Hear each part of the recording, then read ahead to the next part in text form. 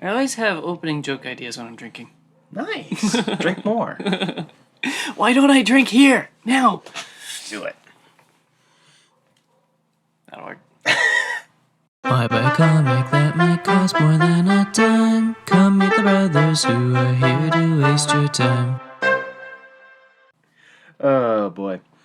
So welcome back to the dimecomicbros podcast. There are only two of us this week. Colin is MIA. Literally, we have not heard from him. We haven't heard from him all morning. So he's... It is 12 o'clock now, so... Colin, if you're out there, and if you can hear us, please send a flare-up or a message in a bottle or something.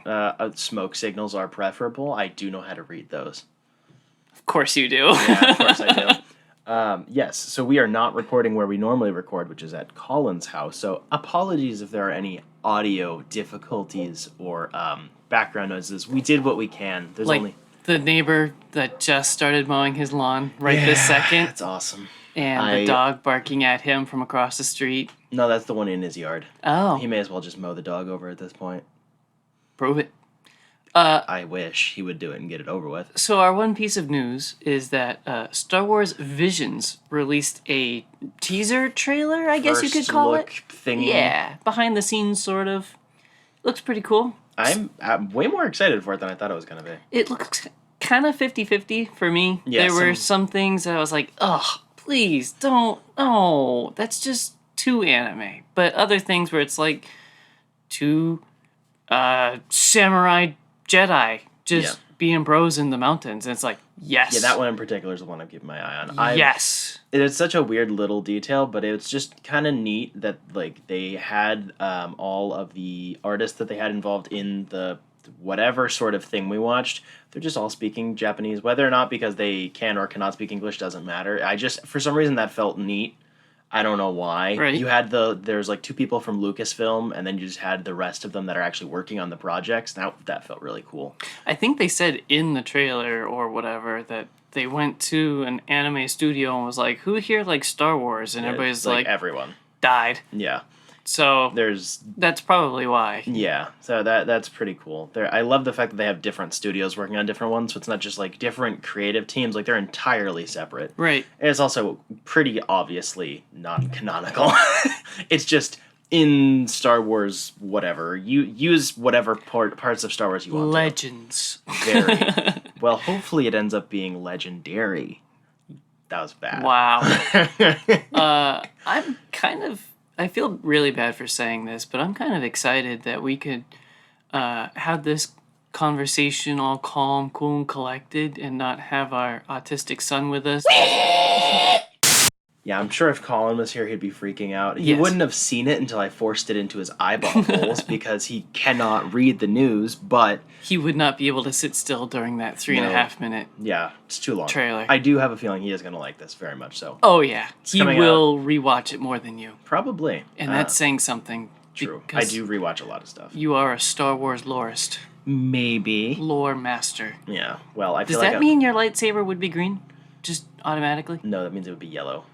Really? Yes. Okay. Yep. Yellow's used by, generally speaking, people either keeping the secrets and the knowledge or the literal people who work in the library. Very literally. Right. The temple guards and the people who understand. work in the library have yellow. It's great. So what is green for? I thought green was for lore. Green are is it guardians? Crap. They're very force people. And then blue are very, very lightsabery people. Right. No, I get and that. Very whoosh, I have force powers now. Now green's just hippies. All the hippies. Or if you're Ahsoka and they decide to give you green just to make you look different, even though she should definitely have blue. That's aside the point. That was the only bit of news. I was really hoping something else would come out over this holiday weekend, but we got nothing. Nice. So, to make up for news, we are going to ask each other random ass questions to just waste time. Yeah. So, I have one for you, Spencer. Oh, dear Lord. I'm very excited for this one. I'm terrified. Imagine you are in a Saw movie. Oh, dear. Okay. I'm already sick. You are in a locked room, and you have the choice. You have no idea how long you're going to survive, how long you're going to be locked in this room. You are given two options to pass the time with. You have to choose one. Would you read 1970s Teen Titans or 1970s Defenders? Ooh, I will definitely take the 70s Teen Titans. Really? Yeah. Why? I like it, unironically. Why? What do you like about it? I don't know. I don't hate just comics from the 70s blanket, and I actually really like the Teen Titans. The original Defenders team being, like freaking Hulk, Doctor Strange, and A bunch of randos. Namor, I think. That team was weird. I looked it up and did not recognize most of them. Yeah, it's a weird team. But Hulk and Doctor Strange together is an interesting mix that I would like to see. That's why I was going to choose Defenders. I just like Teen Titans. Okay. What can I say? That's cool. I like dick butt. So while we were watching the main topic, I had this thought. So excluding any times that you've read or watched anything where Batman has had any encounters with vampires, does Batman kill vampires? How does that fit into his, generally speaking, no kill rule? So you're looking for the ethics, not for a history lesson. Correct, because he's literally killed Dracula before, but that's aside the point.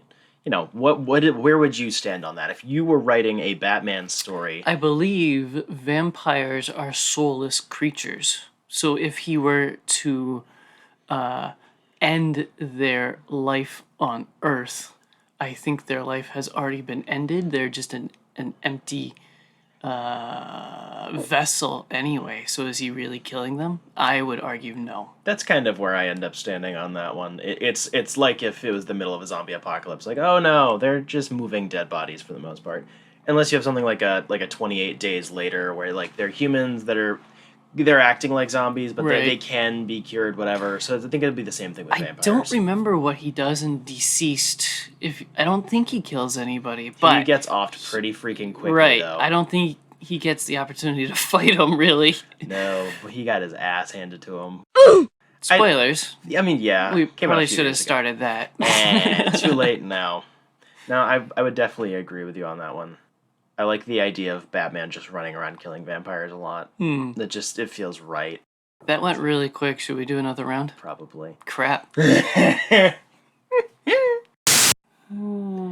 If you could not reuse, if you could have your own comic run, limited miniseries or whatever, and essentially revive a character that is either not well utilized to your liking, never well written, or is inconsistent, underrated, one of those from any publisher, what would you want to do? And give me a vague outline of what it would entail. That's tough because we've kind of lampshaded this before. We were talking about it during the movie. Even Blade is never treated well. Morbius is never treated well. Ghost Rider's never treated well. I've been getting into a lot of the Star Wars comics lately because it finally feels like they're doing a lot of really good stuff with lesser characters. I mean, for crying out loud, they made Dr. Aphra, and it's kick-ass. That's what I've been reading lately. That review will be incoming soon. So a couple of ideas would be, I want a good, solid, year-long Ghost Rider run that just shocks you every single issue. Kind of like my experience with the Donny Cates Venom. It just kept getting better and better and better. That's what Ghost Rider needs. I want to do something with the Star Wars Underworld. So kind of like what 1313 was supposed to be. That's the most well-known, non-known fact about Star Wars. Yes. Like the most... Nobody knows about it. Literally everyone knows that Exactly. 1313 was going to be a thing. Right. I still can't believe that didn't happen. That's so disappointing. I wasn't really hyped for it when I saw the trailer. I was like, okay, it's a cover shooter Gears of War knockoff. But after doing years of research... I mean, it was like 2012. Right. So. They were going to do like the CD Underworld, no Jedi. It's like, Oh, okay. So like Blade Runner, but in Star Wars. So Yes. that I could get into that. Have a whole bunch of bounty hunters in there.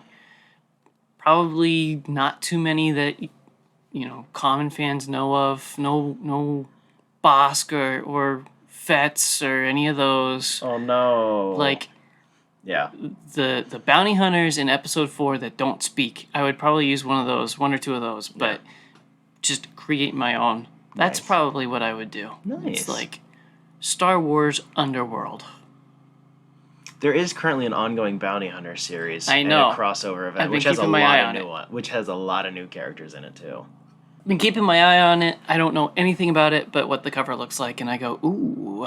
Oh, yeah. I'll read you in 2 years Nice. when you're complete. Yeah, definitely feel that. What about you?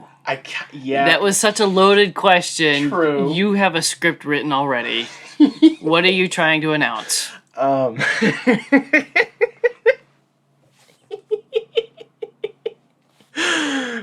boy. I definitely would agree on Ghost Rider. The most recent run that is following Johnny Blaze, I have been enjoying. I talked about it a while ago, but it is definitely inconsistent. And then I think it restarted, and it's messy. It's the bigger problem, I think, less so than poor writing quality. I do quite like Ed Brisson's writing, but I would definitely agree on like a solid year long. All of the Ghost Riders getting their own sections, like not necessarily parallel stories in each issue, but like we have this good chunk. Like it starts off the first 2 issues, we got one, and then they cross over with a different one, and then you follow the next one, and then it coalesces, but you don't. It's not just a crossover event between all the characters. You actually get to spend time with them individually. Something like that would be really freaking cool. My gut says I want to do something Doctor Strange, but I know for a fact the most recent Doctor Strange stuff is really good. I just haven't gotten to it yet because I'm lazy and cheap. Kind of the whole point of this podcast.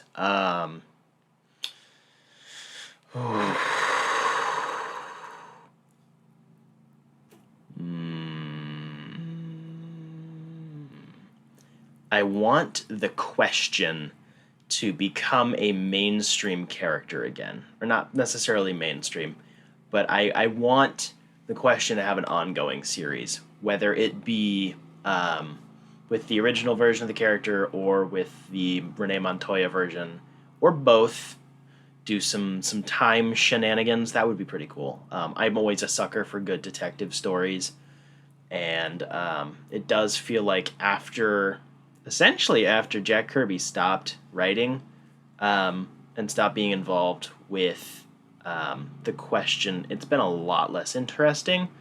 I know Dennis Cohen's been doing some excellent art here and there on the character for a long time, but that's about it. The stories have been fairly lackluster, in my opinion. Something like that would be pretty cool. I would say I would really, really like to get a good Cyborg run. I don't know what the quality is like of the New 52 and Rebirth run. I know he had his own ongoing series for a little while, but I really don't. I have no idea. I haven't gotten to it yet, and I would like to get to it, but that would be something I wouldn't mind doing. So I've had 2 thoughts. Gorilla Grodd Ooh, really needs a solo run. really? I believe so. Why? Because he's...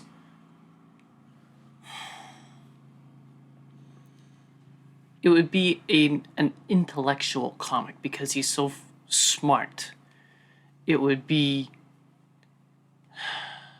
Like, Batman villains get solo runs quite often, but I think that's pretty much it. Yeah. So I think Superman's villains could also get solo runs, and it would work. True. I think Very well. most of DC's better rogues gallery could hold up their own series. Yeah. It's So one of the now that I'm reasons- thinking about it, anything beyond Gorilla Grodd, like a lot of their villains, Yeah. they should do a year of the villains. Like no heroes. They literally did, and it sucked. They should reboot it because that's what DC does. True. They're not popular for sure. But I do find the Teen Titans consistent history is so inconsistent it drives me crazy. It's a short drive. True. I have very low tolerance for this sort of stuff. But the Rebirth run that crossed over with Deathstroke is really good from what I've been hearing, and that's great. But with how the Teen Titans, or the Titans, or the Outsiders, or the Team, or Young Justice, all those titles get shifted around with every reboot, and then they retcon which Robin formed the League, and blah, blah, blah. It gets really messy. And then when they undo those events, it gets harder to follow how stuff functions. And I feel like doing a year-long kind of overhaul of that in its own continuity to take elements from obviously the sheer amount of comics that have been going on since like the late 70s, I believe.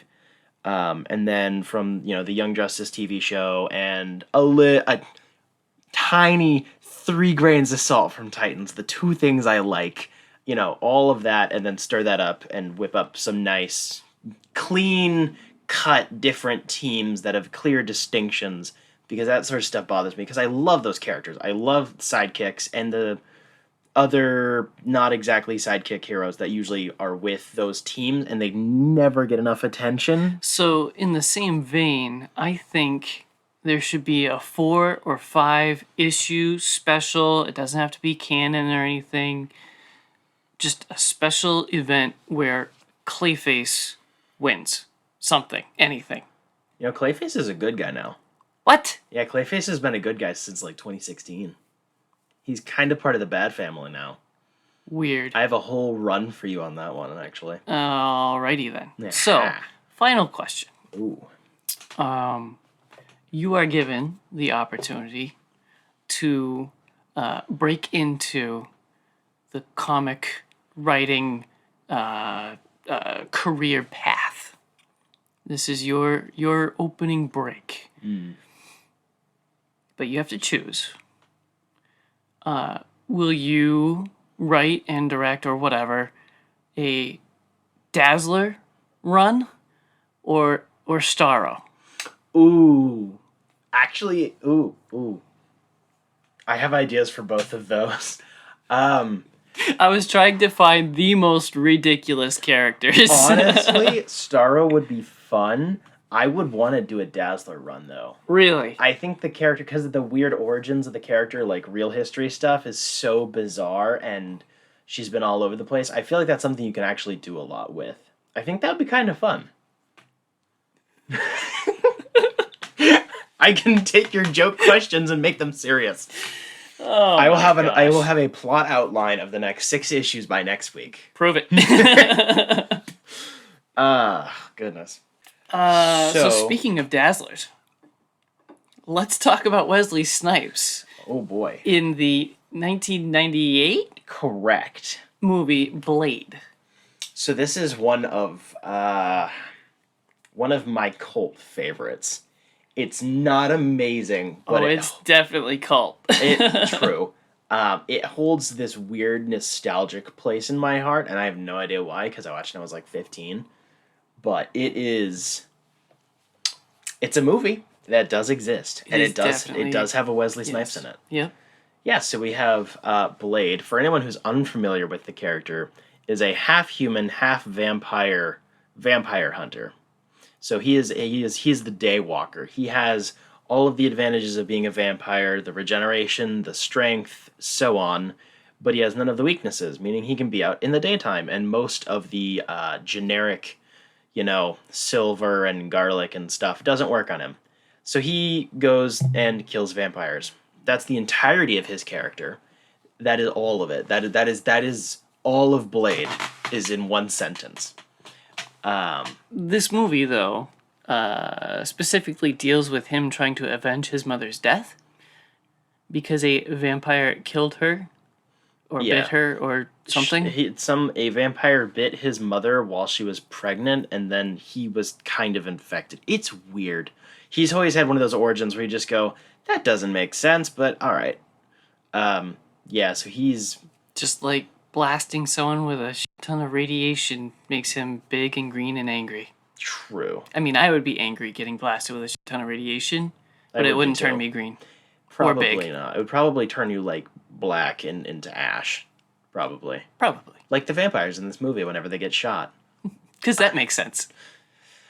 Yeah, I mean, it probably makes it easier than having corpses littered all over your action sets. That would be a little hard to work with. Because you can just, It's like the old school video games where... They just they blink and then they disappear. Yeah. They just melt away after a few seconds. This movie is kind of like a video game, to be honest. It has a very basic plot. There are very few characters, and then you just... You beat some bad guys, you get a new piece of plot information, you go to a new location. Oh my gosh, there are more bad guys. You kill those bad guys, you get new information. You go back to your home base, recover, resupply with ammunition, and then you go do the plot. So, I actually referenced a video game while we were watching it because they create a serum that explodes vampires when it's injected into their bloodstream. And I believe it's the final baddie gets about a dozen of those needles stuck into him, and he becomes this big Pizza the Hut looking thing. Pizza the Hut! And blistered and pussy and stuff, and I was like, I'm pretty sure I've seen that in a Resident Evil game. Yeah, a lot of the visuals definitely seem like they could be pulled out of that era of Resident Evil in particular. And I'm not talking the movies, I'm talking the games. Yeah, no, we do not speak of those. The games we will. I mean, the first one is right there with a mediocre game. Yeah. The rest of them are, but yeah, absolutely. Yeah, so that's like there isn't a lot of plot to. I mean, it's all plot, but there's no plot in the same time. Like, right. The vampires are trying to do a ritual to be blood people. Plot stuff. Don't worry about it. And then Blade is trying to stop them. Thank you for coming to my TED Talk. That is the whole movie. But in the really, really basic plot and structure of this thing, it does pack in some pretty solid action sequences, while admittedly having some occasionally really goofy looking stunts and very, very dated CG. I feel very bad for the animators on this movie. I referenced it multiple times while watching it, that I could imagine them going, wait, the director wants us to do what? With our 3 computers? Our 2 gigs of RAM? We'll total? try.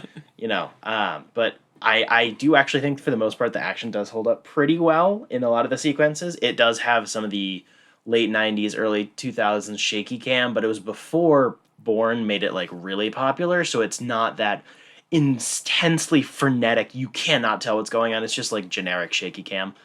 Some of the choreography was actually pretty solid, but some of it, there's some... I must have missed it, because anytime I looked up, there were doubles or bad guys in the background, just like jumping up and down, waiting to get into the fight. Oh yeah, because Blade was busy with another bad guy. This is true.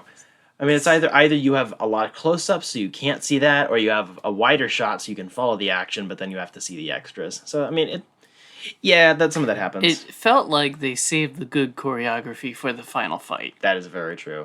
The final fight is a big step up. Yes. I do love when him and one of the other vampires just have a kick flip off in circles for like 20 seconds. And they don't touch each other once. It's absolutely hilarious. I find the sound effects and Foley of this movie being almost entirely stock sounds. I love it. We didn't have the budget to actually go record our own sound, so we had to use the generic stuff we could find and then hope nobody noticed. It's so goofy. This movie is nothing but camp, and I absolutely love that fact. Just kills me, because there are so many other camp movies that you're like, oh my gosh, ew, you watch that shit? And True. You love this. Like, what goes on in that brain of yours? I want to know. Monkey. Symbols. All the time. That's it. Just, I see swords and guns and blood, and a guy wearing sunglasses at night inside, and I'm like, this is cool. So speaking of blood, that was one of my notes from viewing this. movie all the way through for the first time because I started it quite a while ago, like a long time ago. Like I was probably 15. Wow. And it starts with a rave that has blood going through the water suppression system of the building, kind of like a Goyer concert. And I think that is the biggest bite that this movie has. Like, that's the most gory, disgusting, gross concept. Like, everything else is camp or cheese. Get off me cheese! Get off!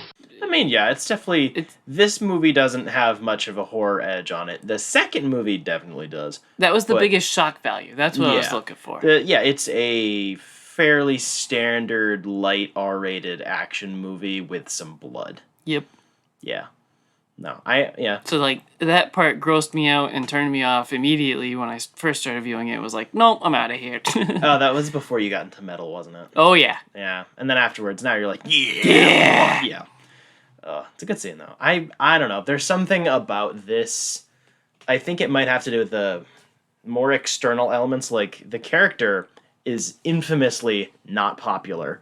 Has very few comics, most of which are pretty rough. Only exists in, like, events and crossovers. And this series of this trilogy of movies, particularly the first one, kind of gave the character more personality in the first place. Just, it helped. And then, like what happens with the MCU now, whereas the movies influence the comics and then they feed into each other, this kind of was the beginning of that, I think. Whereas this was one of the first characters that was very, very strongly influenced by the movies. And I think for the better. It is cool because he's at the front of the current Heroes Reborn event from Jason Aaron, and that's pretty cool. On that same idea, I was reminded this morning by a totally unrelated YouTube video. I was just doing my usual YouTube viewing, and they mentioned Blade, and they said that his costume before the movie was absolutely ridiculous and didn't make much sense, and then the movie came out and they immediately switched to the all leather. Yep, it's been like that ever since. Yes, almost like Marvel was like, hey, that's a really good idea, why haven't we been doing that? Because Marvel at that time was pretty freaking dumb. So I had completely forgotten about his original outfit. As soon as this happened, he's always been associated with the black and the leather armor now, Right. And definitely for the better. Honestly, it looks good. You notice that his sword goes underneath the trench coat, and I kind of like that. I don't know really why. like that. It makes no sense why, because he still can't actually sit down like that, but why not? It's kind of practical though. Like all of his spinning around, it keeps the blade close to him. Ha! You said the word. It keeps the blade close to the blade.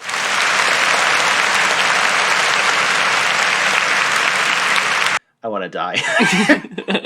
I don't know. It's got personality. I don't know how to define its personality. It's got a weird, like, pop grunge, I'd say. Like early post-hardcore type stuff. We're not talking like grunge, but like it's got an aesthetic. It's definitely not metal yet. Butt rock. Ooh, you might be right. I don't like butt rock. It's true though. Anyways, Should you explain the joke just in case people don't know what butt rock true. is? Okay, so for anyone who's not a metalhead of some form, butt rock, or just like a music person, butt rock is a very loosely defined subgenre of like classic rock and heavy rock, where it references anything you would hear on the radio on those stations.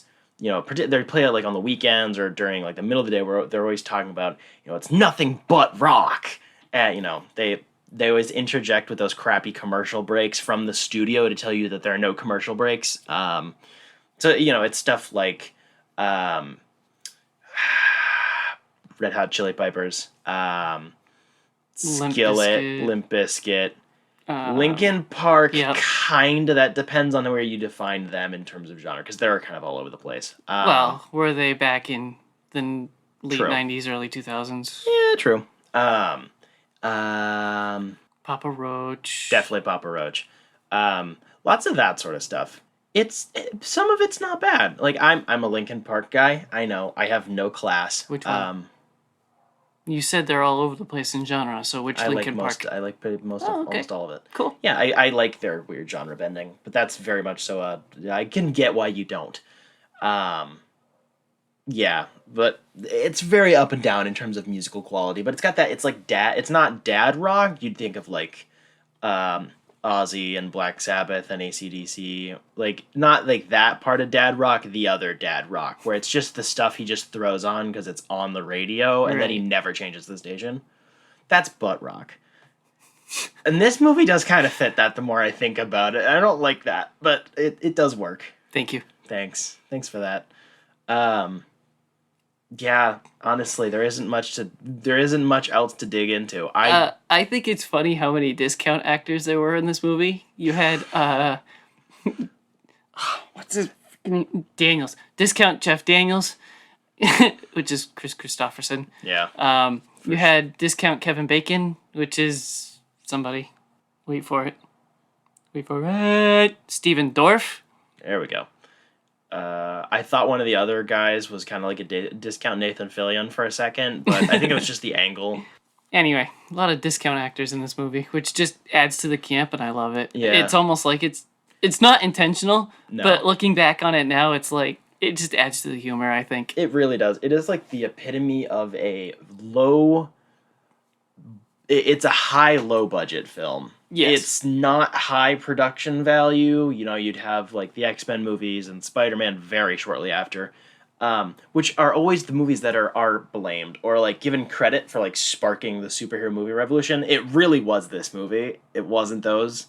This brought up the concept. Those just made it more popular because arguably they were better and they were more mainstream appealing. You had Michael Keaton's Batman, though. That was a decade before though. That was a pop culture anomaly. Okay. You had But the it spawned off. the entirety of the 90s was only filled with a couple of really shitty Batman movies, and that was it. Depending on who you ask, a couple of shitty Batman movies. And Howard the Duck. Howard the Duck does not count as a superhero movie. It counts as a softcore porn. Yeah, but like this is not that expensive, but clearly you can tell that they put a lot of budget into it, but they still had enough restrictions where there were some stunt choreographers or like set designers who were not quite given enough leeway to do what they probably wanted to. So it feels kind of cheap, but only by today's standards because our movies are so expensive now because reasons, I Yep. guess. I don't know. I like it. It's got a weird spot in my nostalgia closet or whatever. So a thought that I had, which I think most people who like Blade as a character or these movies are very worried about with the upcoming MCU Blade film entry, is obviously just please don't dumb it down to be PG-13. I'm sure there is a way to do that. Frankly, for me, I don't trust Marvel Studios to make a PG-13 horror-inspired movie. I just don't. No, not gonna happen. But Not just Marvel, because they failed with Venom, too. very true. Yeah, no, definitely. Venom was a huge disappointment for me. So I don't trust them on that. I trust it'll be a good movie for sure, but I don't trust that it'll keep enough of the texture of the character because this character is only aesthetic. There is not a lot of substance to Blade. He looks cool, he sounds cool, he's very serious, he looks cool. Did I say he looks cool? He listens to cool music, he looks cool, he wears sunglasses inside, he stabs vampires. He wears sunglasses at night. And he does quips, but they're not quips. They're very self-serious lines. He doesn't do quips. And if they make MCU Blade do quips, I will drive my car off a cliff. And I hope that they don't. I would like to think that they won't do that. But if they... I really, really hope that they give the movie, whether it be in the script process or when picking a director or whatever, they give it a lot of time to breathe so it has character to it. Like depth, whether it just be in the aesthetic. I don't want it to be a generic Marvel movie. And that would be very bad. That would be very sad for many people because you're relying on Blade to be like a box office hit because they're going to be in a movie, which is already kind of relying on a character that most people don't know about in terms of like nerd people, but more mainstream people do. Like regular people remember these movies. Nerds don't care about them, which is weird in You my also opinion. only have the title card right now, and like you were saying, it's coming out in 7 years. Something like that. They announced it, I believe, 2 years ago from today, somewhere in there. It's not a part of Marvel Phase 4. The very soft delineation that they put on what Phase 4 is. It hasn't even haven't even finished a script yet. They got they got the title character cast, which I do think is an excellent casting, and that's it. Like, I understand maybe someone got excited, but why would you announce it so far out when it pretty clearly doesn't tie into any upcoming content yet? And it's already kind of facing an uphill battle, potentially being the first R-rated MCU movie on one, if they do it the right way, with a pretty non-popular character in a slightly weird genre for them. Why would you start the marketing that far in advance? It just seems weird to me. I doubt there's a reason behind it. It just feels like someone made a dumb choice. Because this is gonna be out in like 2024 at least. With what the production tables are looking like right now, it's insane. And I just really hope it doesn't lose the flair. I'm not asking for a carbon copy of this. I would love it if it was much better than these movies, like 100%. And different. That would be good. You want it to be of a high quality and not just, look, it's a very self-serious vampire hunter next to these superheroes. Like, that is a little weird to give him a movie, in my opinion. I think he would have fit in with the Marvel Netflix universe, which is still canon, suck my asshole, that they need to revive, very much so. Like, that would have been a much better place for him to fit in, and I just don't understand what their strategy is here, and that makes me a little nervous. I did not remember many of the announcement details about this upcoming Blade movie. Because there's only like 3.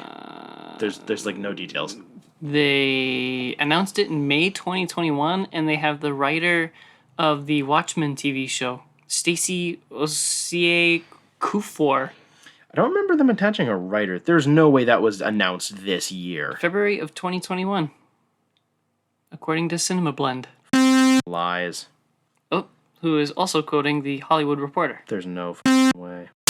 Yeah. No, I'm glad it's got a writer finally. That's good, and that's Proven a good writer. Good writer. That's good. I wonder if we covered that when that was announced, when that news update was put out. But anyways, I don't know. It just seems weird. I don't know what they're doing because clearly Marvel has plans for everything. We all know this. Sometimes they don't work out well. That's a given, but it just doesn't. I don't sense a plan on this one. I sense it's just there because they have the rights, and that's kind of bizarre. But I just hope it's good. I really hope it's good because I was hoping that, this franchise would have gotten a better entry after the 3rd movie, which we'll get to in a few weeks. There was a short-lived animated series, which I actually thought was pretty good. It's kind of lightly anime-inspired. I liked that, but that's about it. Well, speaking of hoping it to be good, let's talk about Loki. Oh boy. Episode 4. So this is fun. So we watched this together. We did. Last week. It's kind of funny because I've been living in your house more this week than my own house, so... True. So yeah, we have, they are, the Lokis are stuck on a planet. Is she really Loki, though? Yeah. I think we're past that. I'm pretty confident that I think they're taking parts of the Enchantress's backstory and personality and mapping them onto a Loki variant. Gotcha. So the first plot contrivance, which I love of this episode, that's so on the nose, is the fact that they are romantically interested in each other is causing a Nexus event. I love that. That's freaking great. It's so narcissistic. The only person that they can fall in love with is themselves. It makes sense, to be honest. It really does. And I feel like that's gonna be the conclusion of this show to one extent or another. I think they're gonna kiss or they're gonna do the do, and then that's gonna just break everything. Which sounds so weird, but it does. It kind of makes sense. It was such a weird contrivance. They're like, oh, we're gonna die, but we're sad together, and we're gonna hold hands, and it's like, oh wait, the TVA knows where we are because we caused the Nexus event. That's so weird, but I love it. The end credit scene of the last episode is gonna be like 20 years from now. Somebody's gonna tell Loki to go F himself. He's gonna be like, I already did that. True. That would be great. So this I believe is the most action heavy of the 4 episodes we've had so far, for sure. Do we want to talk about the fight choreography or lack thereof? Go for it. I think I beat it to death during the last episode. So You did. The action of this show sucks. Yes. Like, hands down. The intent is there and the stunt performers are trying, but whether it be the cinematographer or the director, don't totally know how to do action that well. name the worst Netflix Marvel show for choreography, and that beats this out, True. I believe. I would agree with you on that. But my point being, I don't care for once about how crappy Marvel action is because this show doesn't revolve around the action at all. Like when you have when the Netflix shows had a dip in quality in terms of like choreography or whatever, Yep. it sucked because those were very, not action oriented, but very action emphasized shows. And they took up very large swaths of time. Those Except shows are maybe Jessica Jones. She's not much of a fighter. But True. I think that one actually had the weakest choreography, but I think that was obviously intentional because she that's just kind of passable. she just like kick stuff. right. She's drunk. It makes sense. So I think Whereas Iron Fist kind of needs to know how to fight. season 2 was a big upgrade. Really? It just sucks that it still got canned anyway. No, season 2 of Iron Fist was actually really good. It went really weird directions plot wise with what they were doing from season 1, but it was action wise, it was a big upgrade. Interesting. And I did actually like Iron Fist season 1. I swear I'm the only person who thought it was actually still really good. Yep. But You are. aside from the point, I feel like the show Loki doesn't need its action for its storytelling. Like it is there purely based on, well, they would fight, so we're gonna make them fight. But like that's it. Like there is no. Everything else is done in dramatic scenes and other stuff. This is actually a fairly I wouldn't call it super emotionally resonant, at least for me personally, but it is a very emotionally focused show around this character. This is probably the first time I am saying this to you, and in agreement that this is a character-driven show. Yeah, baby. Dude, WandaVision was a character-driven show that just happened to have lots of explosions at the end. That one made up for it, though, with its visuals. True. You don't really have that here. True. They're usually in a room talking or Yeah. on the train talking. Or It was more WandaVision was more visual with its emotional elements. Yes. It usually had like very visual ways of doing storytelling. This is a lot more dialogue based. And I know for a fact, Colin mentioned it a couple of weeks ago, I don't think it goes that far, but I know for a fact that there's weird black magic, color equals emotion wizardry going on in this show that I don't Yeah. understand. I see the colors, I know there's something, Your brain I don't care. Your brain recognizes it though. Colin won't let that one thing go. There's actually really, really good lighting and like actual color theory going on, not Yes. just Colin going, but Infinity Stones because I saw it on Instagram because one 14-year-old dweeb said it. Actual like normal storytelling lighting stuff. I think they're doing really well. But Like, this episode had a lot of red in it. yeah. That's all I know. Give me some thoughts. I was really excited that Jamie Alexander was back, and it was important because you had a lot of character growth with Loki being stuck in the time loop. Eventually, he goes from being quite rude and offended and butthurt about it to being, you're right, this is a character flaw for me, I love you, you're cool, oh, ushy gushy. And yeah. it grew his character from just being flat in that regard. I think that's one of the. I mentioned this, I think, on like the second episode. I'm really impressed with how they're essentially speeding up his character development really quickly, but it doesn't feel like they're just like cranking it faster. Like he's going through a lot of very similar emotions and stuff that he did in main timeline Loki did, but it doesn't feel like they're cheating the system. They're literally going, this show exists outside of everything else anyway, so we have all the plot elements on our side. We're just going to stick him in a room for a week, and he'll age like 3 years. Like, that's just a thing, and I think that that's just kind of cool. That they're doing it differently, but it's not feeling like it's cheap. Or they're trying to make a replacement for, like, main timeline Loki. He's different, and they're making him go in a different direction. It's cool. So there was there was one really. I know you and Colin are not really big fans of Owen Wilson in this show. I don't really like Owen Wilson outside of this show, to be fair. I think he's a walking meme. No, I don't. I don't like him at all. Yeah. So, but just to clarify. Yeah. I thought he actually did really well in this episode. With obviously with what he was given to work with. He obviously we're talking about a most recent episode, so spoilers, he dies, or does he? But like that's not like I was crying about it or anything, but I was like, oh, okay. Well, that sucks. Like, it didn't feel like just another person. I don't know.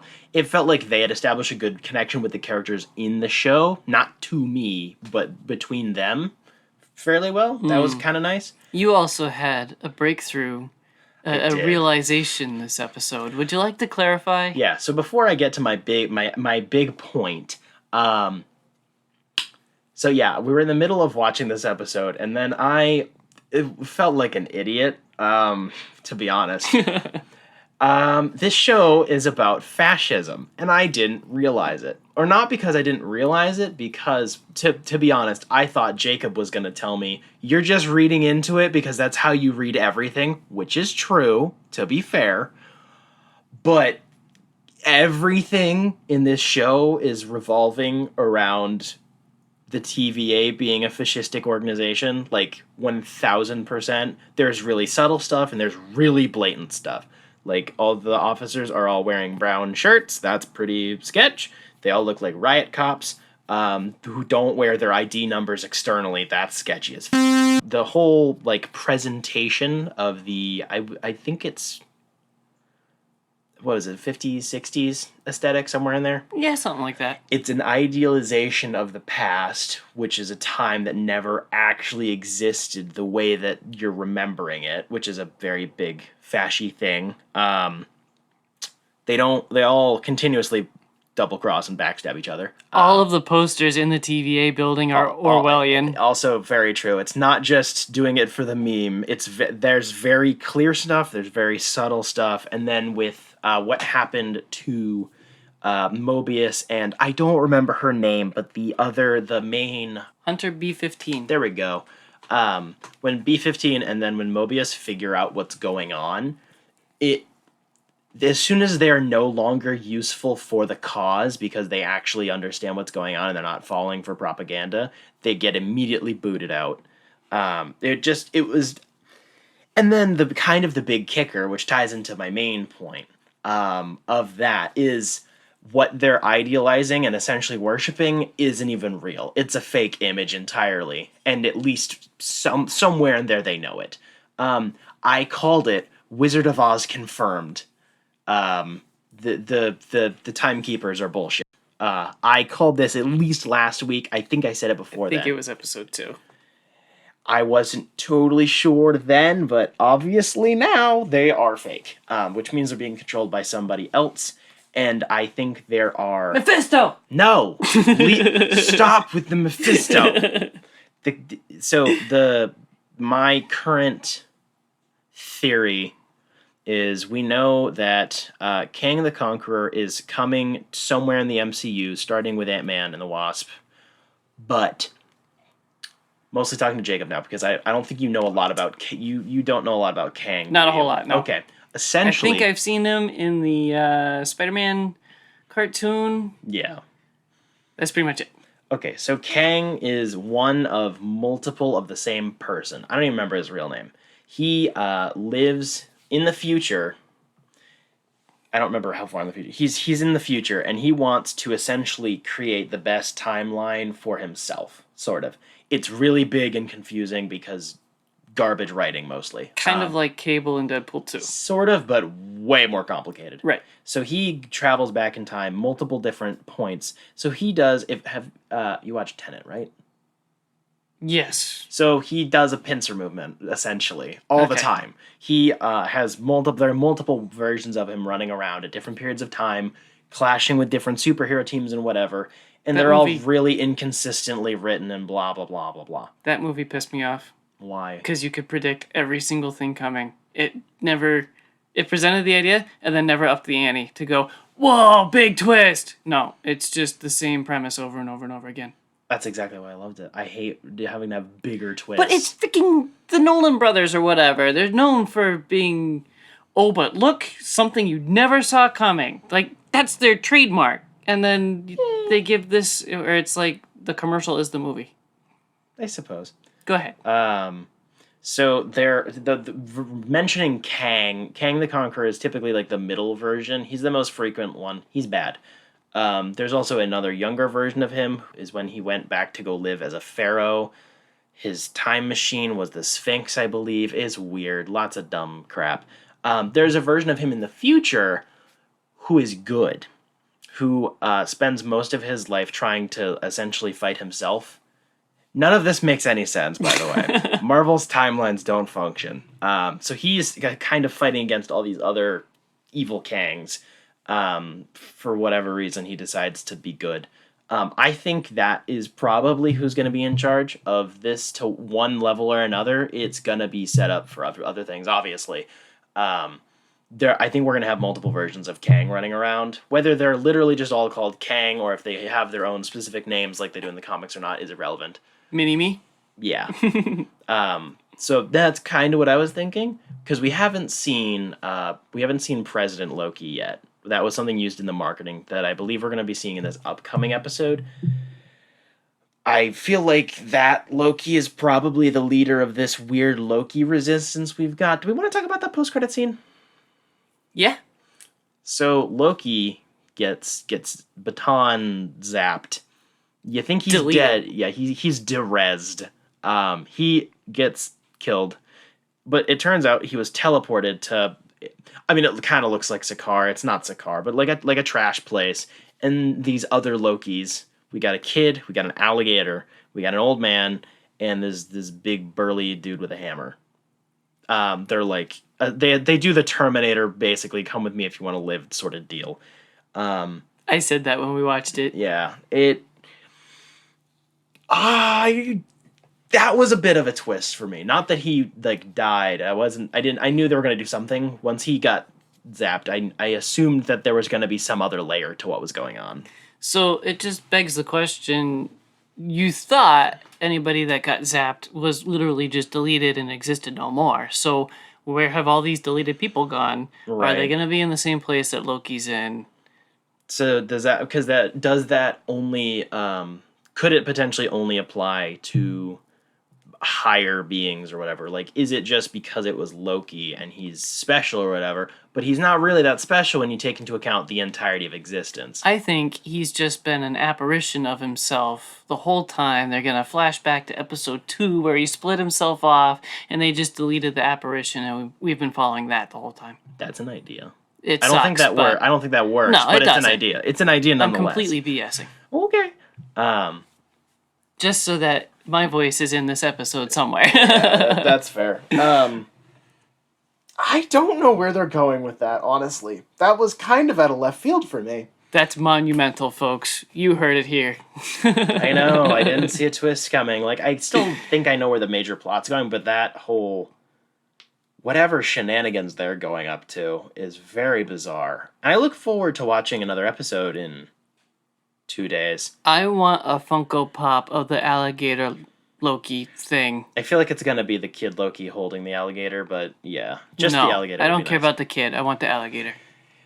What, you aren't all over the fact that they're going to 100% bring that kid into main continuity and we're going to have a kid Loki running around because the comics did it? Oh my gosh. You're not on that train? I'm pretty sure that's the first comic book I sold you. That is true. It's very good. I really do enjoy Kid Loki stuff. And you don't, because you're lame. Speaking of kids, Ooh. let's talk about Bad Batch. Because Omega was left behind this episode. She was a bit salty. She wanted to go on the mission because she's part of the crew. Even though it was highly dangerous for her. I really loved the fact that this B plot wasn't just a B plot. Like, Yep. it wasn't just, oh, okay, well, we have to follow the kids so the children will continue watching our show. Like, she resolves their major plot problem of not having money. Like, they can leave now. That's pretty big. However, I did not like how, in the middle of the mission, some of the Bad Batch were like, oh, well, you should have brought Omega. It's your own fault. Like, no, the droid was clearly working. They just had to say the thing. Yeah, I would agree with that. That felt a little dumb. I like that droid. That was a great droid. I like all the droids. Star Wars has yet to make a bad droid, let's be honest. There's no droid that I find intolerable. C-3PO gets close. I want to argue with you. But you don't have anything. I'm right. I will consider this. I will meditate on it. Do not attack my precious gonk droid. No, of course not. Good. I was gonna argue the one that was helping Cad Bane. He's a bit obnoxious. He's got the big head. He's cute. Isn't it the same one that they rode around on? I think it was the Bad Batch actually rode one because he was helping the medical people take the chips out. It's similar. It's not the same type. Very though. similar. It's very similar. But he's got the big head and the little arms, the little flat feet. He's so annoying when he talks. I suppose. Perhaps. Anyway, what else happened? Sid was kind of a bitch, but then she wasn't a bitch.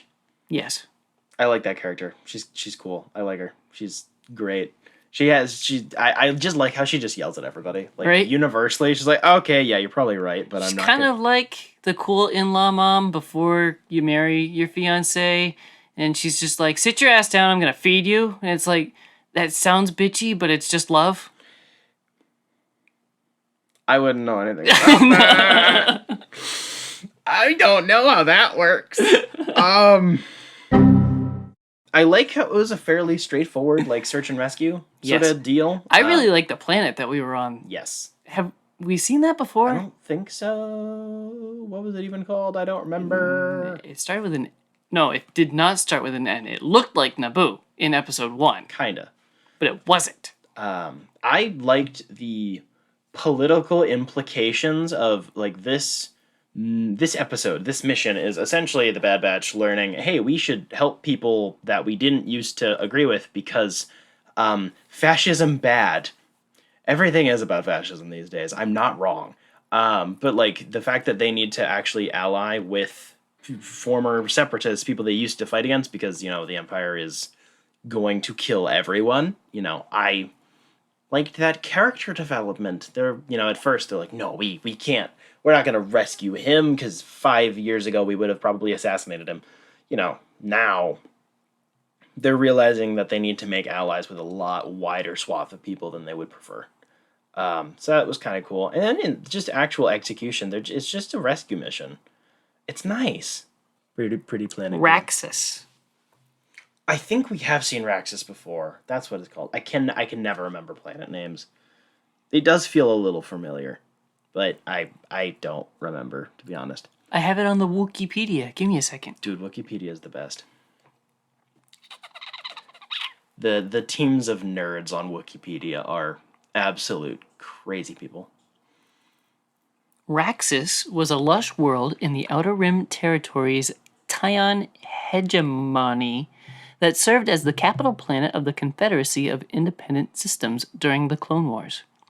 Renowned for its beauty, Raxus had a temperate climate and was covered with oceans and land masses. So evil Naboo. During the Clone Wars, it was evil Naboo. Nice. If you go to the bottom of the page, it'll tell you any whenever it's been referenced or appeared. Wikipedia is awesome.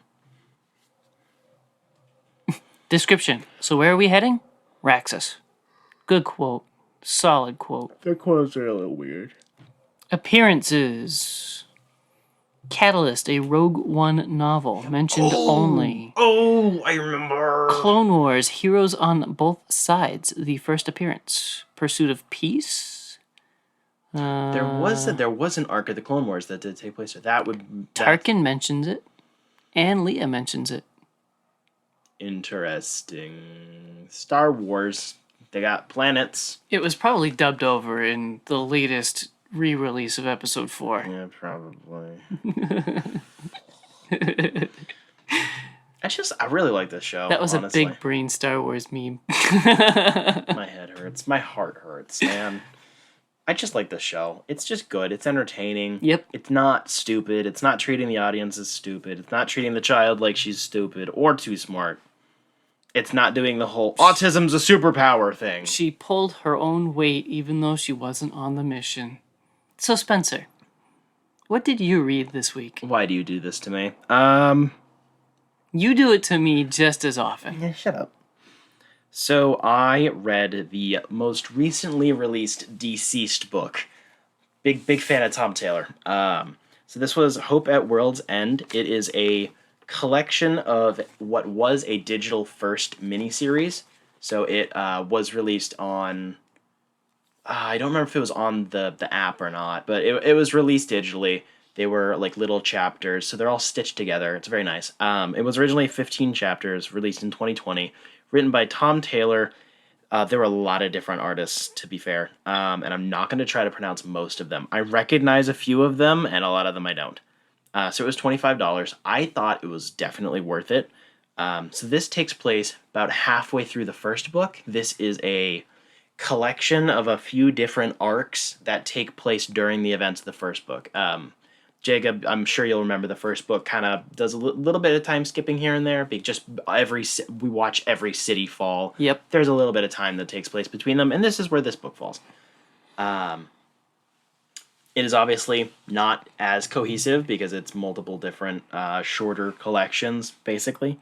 But the art palette was really, really nice just because there were so many different artists. The specific artists worked well with the stories they were trying to tell, so that was really nice. None of the art looked bad by any means. It was all really good. I understand why it was made to be side content, though. I like having the book there, and I will probably, whenever I reread the series, I'll probably stop halfway through DC's to read this and then finish, I think. But I can understand why DC told Tom Taylor, hey, you know those tiny little stories you have? Let's put those on the internet and like maybe put a book out later. I get why they did. It's not super important. There, as with all of these books, there are little character interactions that are really memorable. Lois Lane basically tells Talia al Ghul to go f*** herself, and that was awesome. Because Talia was just yelling at Clark and was like, "No, you're not gonna kill people because you should kill people." She's doing the Talia al Ghul thing. You know, she's screaming about why they need to murder everyone because the people can't be saved. And Superman is like, "No, you know I'm not going to do that. I'm Superman. I don't kill people usually." And then she gets all up in his face, and Lois is like, "Back the hell up." And then Talia actually does, which was pretty freaking cool. That was nice. The dialogue just across the board. Tom Taylor writes amazing dialogue. I think it's because he's Aussie. They know how to write. I don't know what it is. They just do. And then a lot of, I believe it was most of the first half, is taken from Jimmy Olsen's perspective. I thought that was really nice. We get the reveal, essentially. Like, Jimmy Olsen walks in on Superman, like, kind of making out with Lois Lane, and he's like, "Oh my gosh, no, what would Mr. Clark think?" And then Superman's like, wait, and Jimmy's like, "I already knew, you idiot. I just didn't tell you, because, you know, you don't need to be worrying about me knowing," type deal. It's Jimmy Olsen being a goofball. I've never been a huge fan of Jimmy Olsen. I like when continuities try to give him more meaning to his role, whether it be just by being a much closer friend or by doing other things, being a freaking CIA agent for all I care. I like this one. It was nice. He's just a goofball. He's best friends with both of them, and I like that. The Bat family dynamics are so weird, and I love it because now Damian is Batman, and he's like 15. Damian's Batman. Nightwing is dead. Jason is MIA. We pick up with him later, but at the moment nobody knows where he is. Alfred's still alive. Tim is dead, if I remember correctly. Tim Drake is dead. And Babs is still alive, but we don't know that yet. Wait, is she? No, Babs is dead. Never mind, my bad. Babs is dead. And Stephanie Brown is still around. So she starts because she's older than Damian by a little bit. She was like Tim Drake's on and off again girlfriend. So because Damian is Batman now, he needs a Robin. So essentially his big sister turns into Robin. It's absolutely hilarious. So she's just constantly shitting on him. She's like a foot taller than him. It's just really funny. She ends up dying by the end of this book. That's very sad. Big oof. But I really like that. That was a very, very, very good emotional beat. That was one of the big oofs of this book. I like it. I look forward to you reading it because vicariously watching you enjoy something is fun. It was definitely worth the $25. It's got yellow writing on the spine. It's very nice. I like it. I always thought it was a typo. I checked it several times looking at the back when it says includes issues 0 through 15 because it's less than a half-inch thick. And I was like, how the heck does this have 15 issues in it? It must mean 0 through 5. Nope, it's because it's the little mini chapters. Right, exactly. I didn't get that for a while either. I was like, what? Wow. Yeah. So what have you been doing, my dude? As you already know, because I live at your house now, but not really. I read Star Wars Heroes for a New Hope. Oh boy. As I was saying earlier this episode, I've been digging into a lot of the Star Wars comics, and I've been enjoying most of them. So when I found this, I was like, heck yeah, I'll get that, because it was a great price. I understand now why it was a great price. It is a collection of 3 different runs, one on Leia, one on Lando, and one on Chewbacca. Each run had 5 issues total, and they were all from different creative teams. So Leia was written by Mark Waid, Lando was written by Charles Soule, and Chewbacca was written by Jerry Duggan. This came out November of 2016. So the simple story summary for each of them. Leia is shortly after the Death Star is destroyed, and she's trying to collect all the remaining Alderaanians because she is their queen. So she must rule the Alderaanians. She is the queen. Because she's the queen. She is the queen. Lando is just a heist. It's a big gamble for the gambler. Much wow. Wow. And Chewbacca, after crash landing on a planet, Chewbacca is asked to help free a band of slaves on said planet, pulling on his heartstrings because he was once enslaved. Oh no. Following the format that we have whipped up to try to give nice, professional, well-rounded reviews, the things I liked was empty for a very long time. Eventually, I shat this out. This book attempts to fill in the gaps between episodes 4 and 5. Wow. So moving on. Yikes. Having watched episode 4 as many times as you have, give me 4 descriptive words about Princess Leia's character. Oh dear Lord. If you want, I can give you a couple and see if they fit, yes or no, just to make it easier. Spunky, which I don't usually use that word. Wow. Yeah. Usually that carries a horny vibe, but okay. It's true. That's why I'm using it. No nonsense.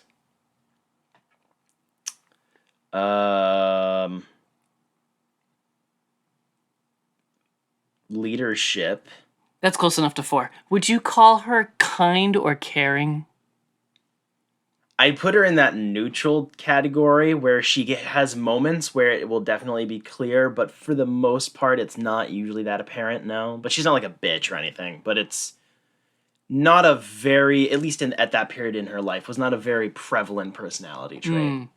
Well, that's what this series is all about, is how very much she'll stop and hug somebody and tell her the person that she cares, and It sounds like this was a series written for Padme. it was extremely out of character, I think, for Leia, at least in that timeline. You know, the trilogy we don't talk about, it makes more sense because she's older and she's been through all this before, and she gets it. She's learned and experienced and older, and thus just caring naturally comes more. But in episode 4, she's doesn't. No, not No, really. this doesn't fit. Oof. Also, the art is extremely cartoony, to the point that I couldn't even recognize Leia in some of the frames. I remember reading that one. It was really rough. It was bad. This run is bad. When we do top 5 best, mediocre, and worst comics, this is going to be in my worst category somewhere. Nice. This one was bad. Yeah. Lando was very, very dark, and I don't mean anything by that, but that it's overshaded. I took an art class once. Wow. Notice once. And the teacher stressed for like a whole lesson about don't overshade. And this artist failed at that, I think. Or colorist or whatever. It was just very, very dark. It was hard to see details in whatever lighting I had in the room at the time. I tried different things. It was just very, very dark. There were dark colors, dark reds and purples and blacks and browns, and it just, nothing stood out. It was very hard to see. It was a kind of predictable plot because it's just a traditional heist story. Wow, Lando did a heist? Yes. Whoa. But as you pointed out, the only cool thing was the katana wielding cats or whatever that were good Khajiits. guys. Yes, Khajiit. Khajiit definitely had wares if you had coin, and Lando had coin until he didn't. Chewbacca's 5 issues were easily the most entertaining out of this whole book. So Lando was mediocre. Chewie was Fine. good. Wow. Fine. Yeah, somewhere in Wow, there. as Colin would probably say, a 3 out of 7. I'd give Chewie 4 out of 7 on this one. Whoa, man. You're somewhere in between 3 and 4. Wow. It moved at the right pace, and the art by Phil Noto did not annoy me like the other 2 series. It was good. Good artwork. The story, I don't think the slavery of Wookiees is talked about a lot. At least not in old school Star Wars. It's not. It's always touched upon. Yeah. It's always like, oh yeah, that's a thing. Like, Right. like in Solo, it's like, oh, Right. that sucks.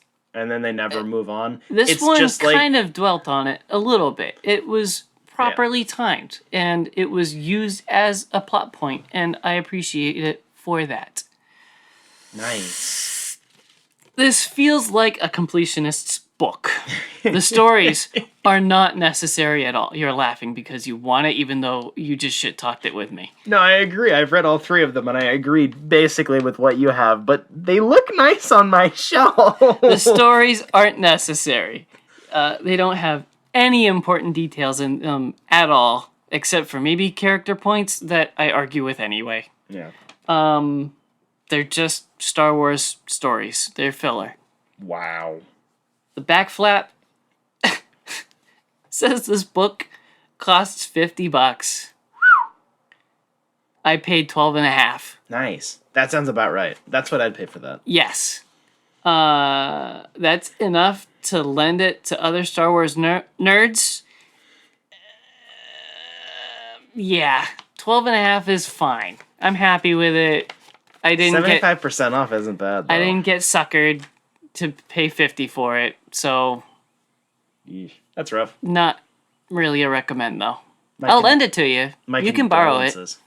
I've already read it. I don't need to. I would read the Chewie one again, but that's about it. Yep. Yeah. Nice. What else have you done? Dear Lord, have mercy on my soul. Yes! I know what's coming! Oh, I know what we're going to talk about now. I see the hate boater already, folks. Oh yeah! So I watched the first season of DC's Titans. First season? Yes. I thought you were watching the third. Or has that not come out The yet? third one's the one that's coming up. Okay. I thought it came out and that's why you were watching it. No, I was partially just kind of bored. Dang. I was like, it's been a few years. I kind of do want to revisit this and see if it's any better than I remember. And it's not as atrocious as I remember. I have to lead with that point. I have trash talked this show A lot. a lot. The primary reason being this show kind of broke my heart, which is a bit melodramatic, I know. But it is one of those shows that I was very excited for. I adore the concept. I do love the Teen Titans and like sidekick teams and this weird period of time where they go from being sidekicks and like children to growing up and finding their own identities. I love the story potential there. The cast is almost entirely phenomenal. And it just came out at the right time when I was in my really edgy phase and blah, blah, blah, blah, blah.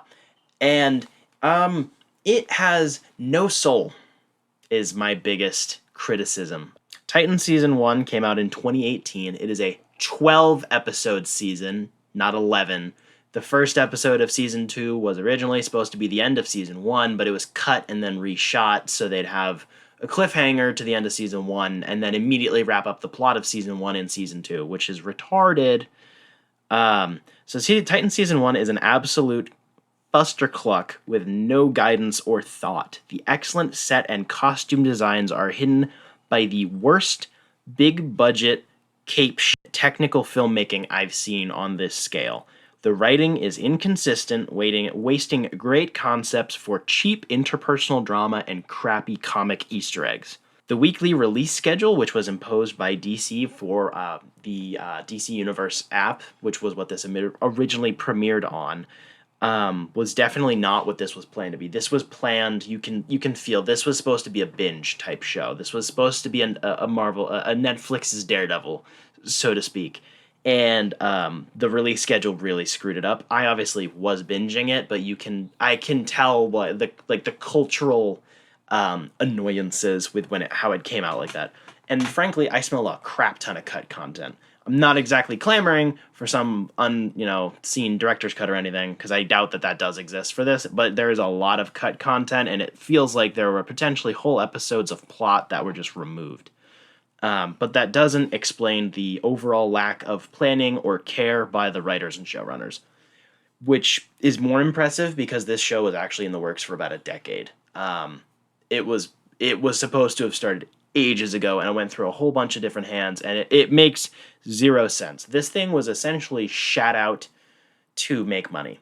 The cast are almost entirely phenomenal. Sometimes some of the ages are weird, to be fair, but that's a personal qualm of mine. A lot of the performances are really good, despite horrendous direction.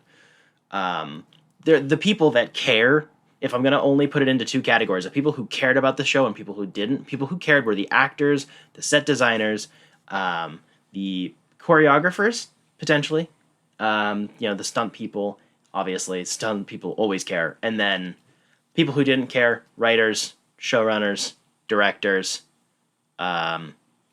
definitely the editors, 1000% of the editors. There's so many things in this show that are just abysmal on like a technical scale. It's just kind of bad, but they were trying. They don't know. Like, this is the laziest. Anybody could throw this in After Effects and color grade it better than it looks. It hurts. There are so many good concepts here, whether just the Teen Titans themselves and the emphasis on Robin and blah, blah, blah, blah, blah. There's so many good things that are all wasted for Easter eggs and Batman references and twists and twists and twists and turns and references and no substance, like almost at all. The only substance here is what the actors put into their performances. And that's just really disappointing. And yeah, that's the first season. I'll talk about season 2 later. Yay. Actually, I have one more point.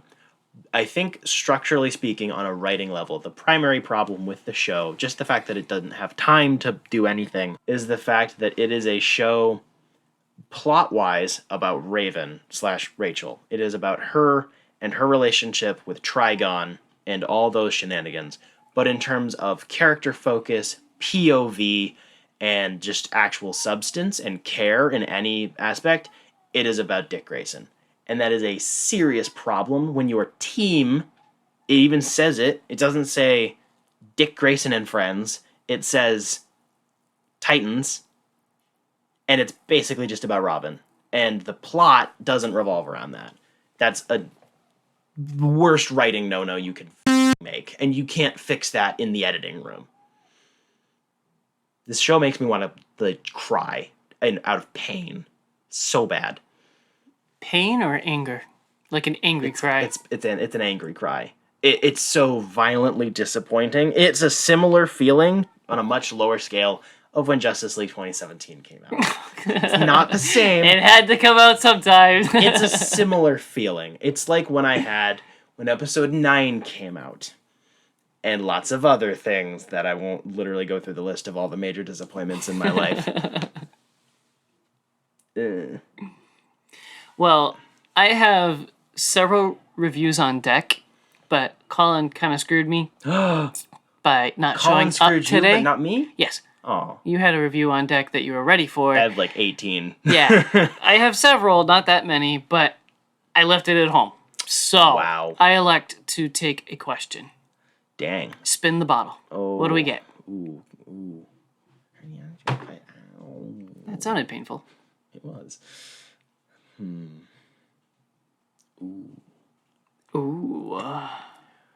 What beloved children's character, children's cartoon, family property would you elect for a dark and gritty reboot? I have an answer for you that fast. Ladies and gentlemen, I, in post, did not edit my answer.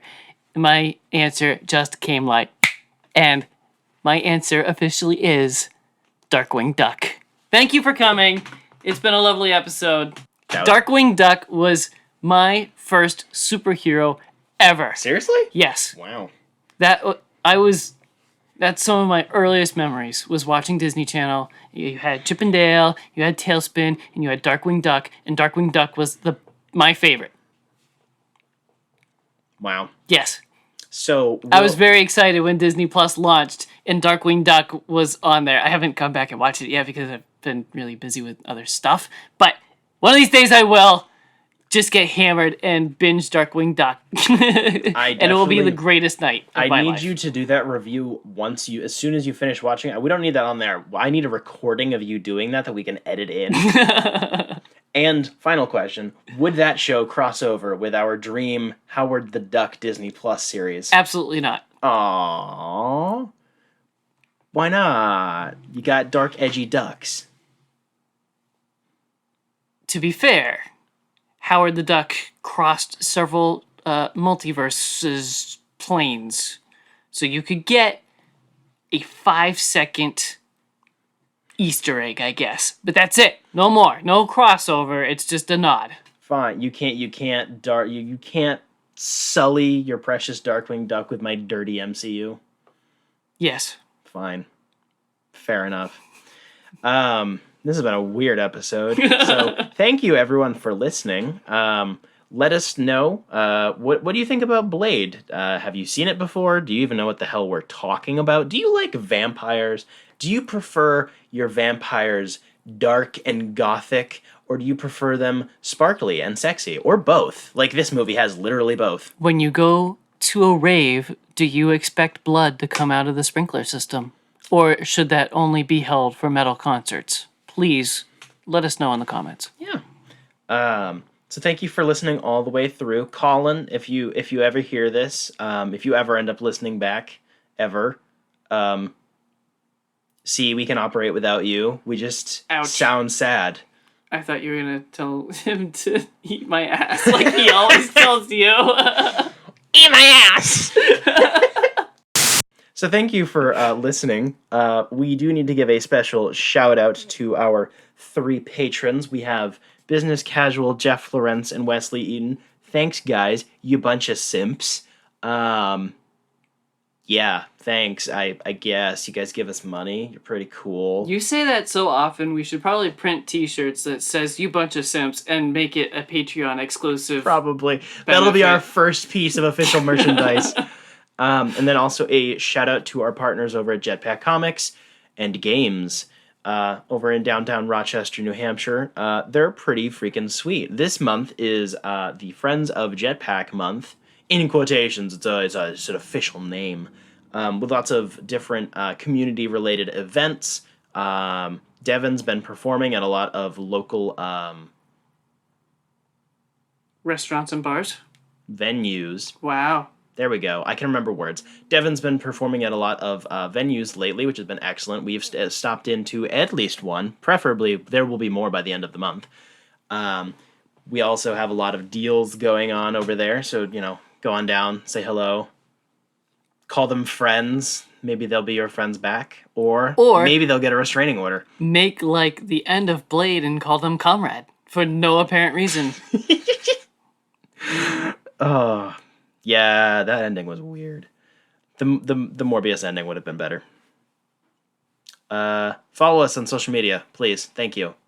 Next week, we will be discussing the 2001, if I remember the year correctly, comic miniseries / graphic novel, Batman, The Dark Knight Strikes Again. See, I started this trend of with Howard the Duck, and it's just devolved so quickly, it's out of my control now. Season 2 is the season of shit, baby.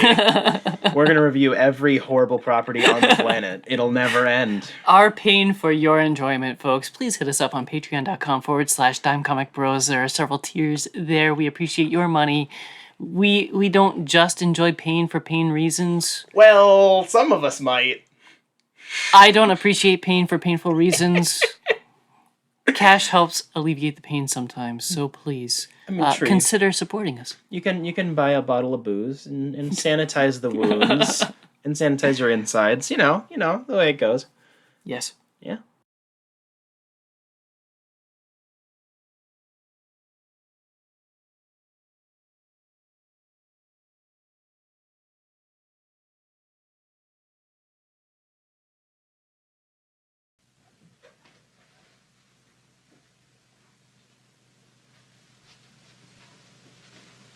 You're still here? It's over. Go home. Go.